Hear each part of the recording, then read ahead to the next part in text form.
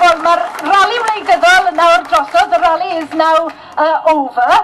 It's important now that we're not just talking to ourselves, but we go out to Ceredigion and talk to people and convince people that the arguments that we have for the people here in Ceredigion and for the people of Wales are the arguments that will deliver better policies and better services and better investment in these communities in Ceredigion.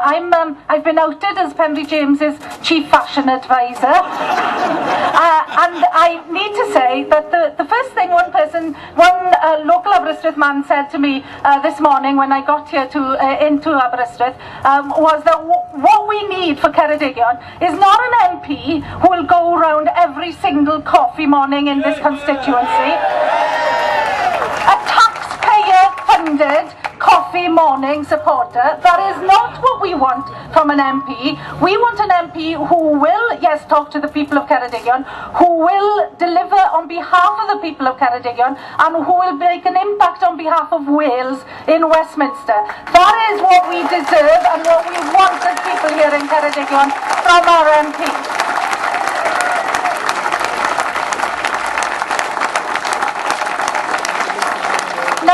Eisiau cymryd y cyfle I ddiolch I bawb ohonoch chi sydd wedi dod o bell ag agos i'r rali yma heddi. Mae'n hyfryd i weld gymaint o bobl o Ngheredigion ag o di hwnt yma yn gwrando ar neges Plaid Cymru. Diolch yn enwedig I bawb sydd wedi siarad mor angerddol ynglyn â'r angen leisio ag I Plaid Cymru ag I sicrhau mwy o gynrychiolaeth Plaid Cymru yn San Steffan. I can tell you that the candidate for Ceredigion for Plaid Cymru, Penri James, has worked his guts out, and the local campaign team worked our guts out here in Ceredigion to talk to people, to invigorate people in a need for a new MP for this area. And our campaign, and Penri's campaign, will not be derailed by the glitz of the TV debates that dominate that small screen in the corner of the living room. Our campaign has redoubled our efforts to go out and talk to more people here in Ceredigion on the doorstep that allows them the opportunity to question us and to talk back to us.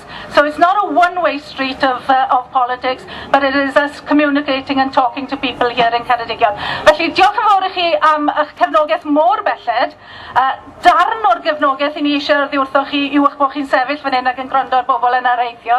I ni eisiau nawr gymaint a phosib ohonoch chi I weithio gyda ni yn ystod y prynhawn I hyrwyddo ymgyrch Penri yma yng Ngheredigion. You've only played one small role of your part, hopefully, for today's event in listening to political speeches here.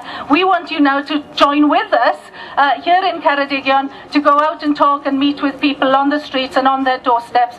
So the practical part of this now is going to start, and that's what interests me really, the practical politics of organising all of this.